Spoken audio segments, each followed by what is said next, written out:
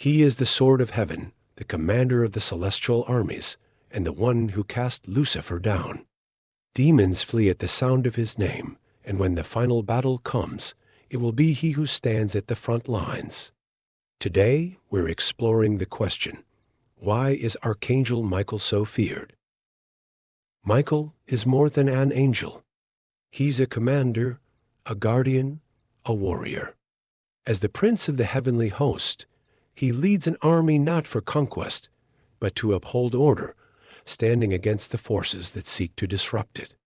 Michael's role is one of war, discipline, and judgment, confronting threats wherever they emerge. His rank places him among the most powerful of celestial beings. As an archangel, he is one of heaven's greatest warriors, entrusted with leading its armies and enforcing divine will. Some traditions associate him with the seraphim, the 6 winged beings closest to God. Whether as a commander of angels or something greater, one thing is clear: Michael does not remain on the sidelines. When heaven acts, he leads the charge. Across Christian, Jewish, and Islamic traditions, Michael's name carries authority. His very name means, "who is like God," not as a statement of power, but as a challenge to those who seek to claim dominion over creation. Exorcists call upon him, warriors pray to him, and his enemies are said to falter at his presence. It is believed that when his name is spoken in the face of evil, darkness recoils not simply from faith, but from the power he represents. His role is neither merciful nor cruel. He does not hesitate, nor does he engage in negotiation when none is warranted. He's neither a messenger nor a distant overseer, but a shield against chaos and a sword against corruption.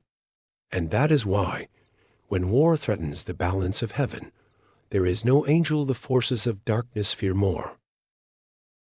Michael's strength is not just in his command over heaven's armies, but in the battles he has fought. Among them, none were greater than his war against Lucifer. Lucifer, once among the highest of angels, rejected the celestial order, gathering followers who sought to challenge heaven's rule. His rebellion was not a simple act of defiance, but a declaration of superiority, an attempt to claim dominion over creation itself. His pride drove him to challenge divine authority, setting into motion a conflict that would reshape the heavens. But it was not God who met his defiance. It was Michael. With the legions of angels at his side, Michael led the charge against the uprising. This was not a struggle of words, but a force of battle that shook the foundations of heaven. As Michael's forces clashed with those of Lucifer, the skies themselves trembled under the weight of their conflict.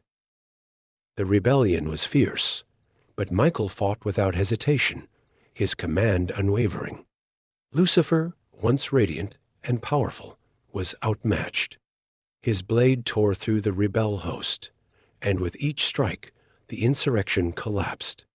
Lucifer, the most exalted of the fallen, could not withstand him.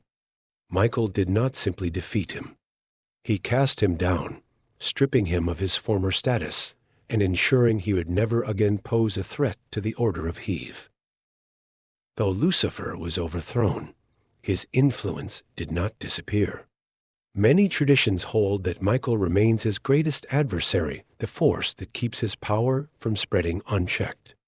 Lucifer turned his focus toward the mortal world, seeking to deceive and corrupt.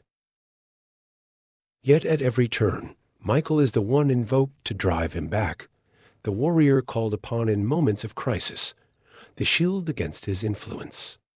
If even the most powerful of fallen angels was unable to stand against him, what hope does any other force of darkness have? Michael's battles did not end with Lucifer's fall. But unlike the rebellion in heaven, where the uprising was swiftly crushed, the final battle will be different. This time, the conflict will not be limited to the celestial realm, but will encompass all of creation. Many accounts describe an apocalyptic war where the forces of darkness make their last stand. This is not just another battle, but a decisive confrontation foretold since the beginning of time. Michael will not just lead heaven's forces. He will be the one to decide the outcome. Some traditions hold that he will personally subdue Satan, binding him in chains and casting him into the abyss of eternity.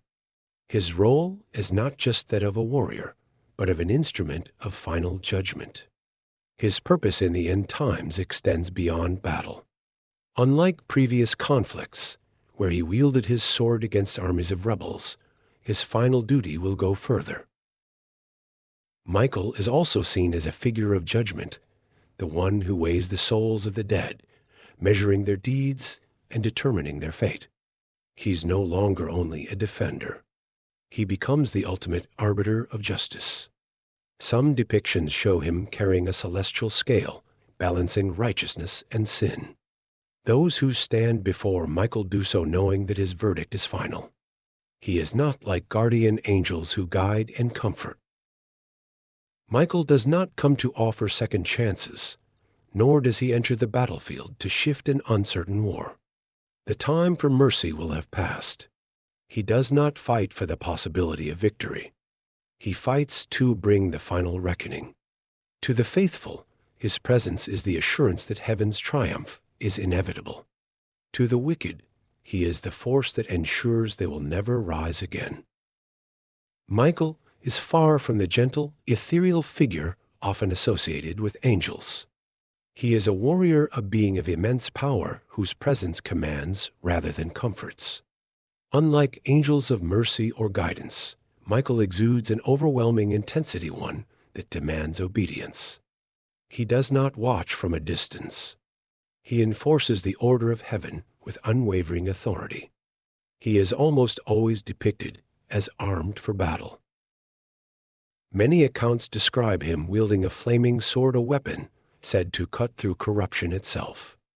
Others portray him with a long spear to strike down demons with precision, or chains to bind the forces of darkness so they may never rise again.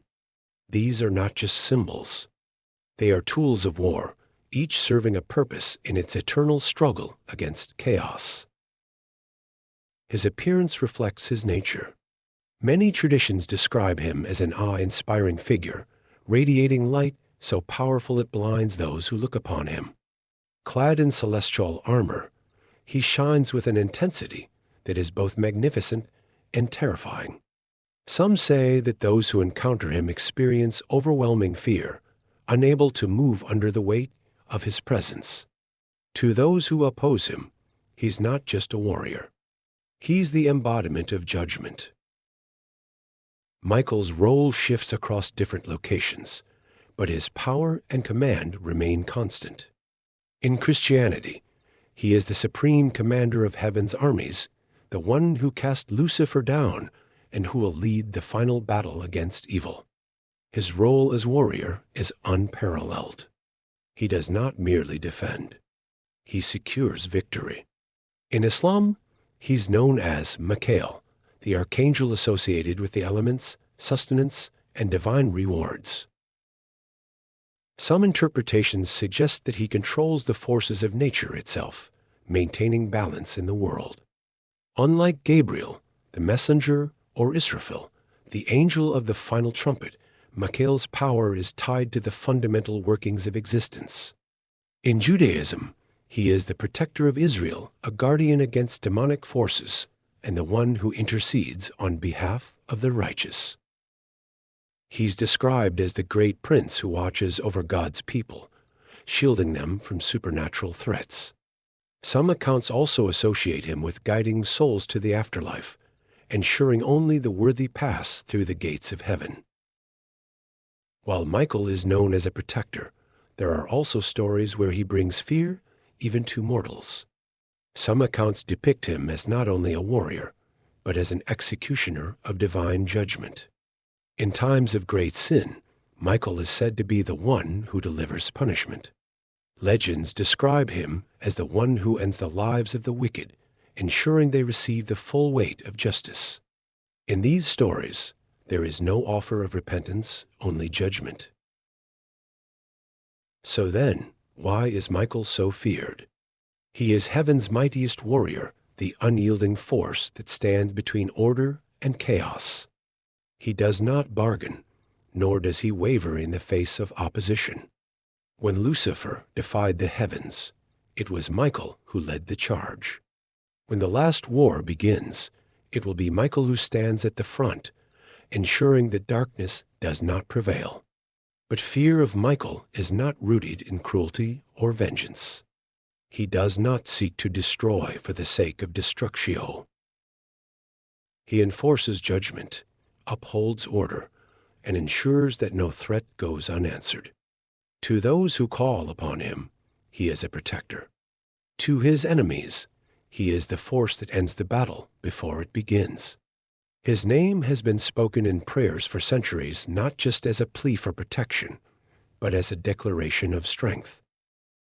Whether in times of war, exorcism, or divine reckoning, Michael is the one to stand against the darkness. He's not a figure of mercy, nor one of malice. He is the one who answers when the heavens call for war.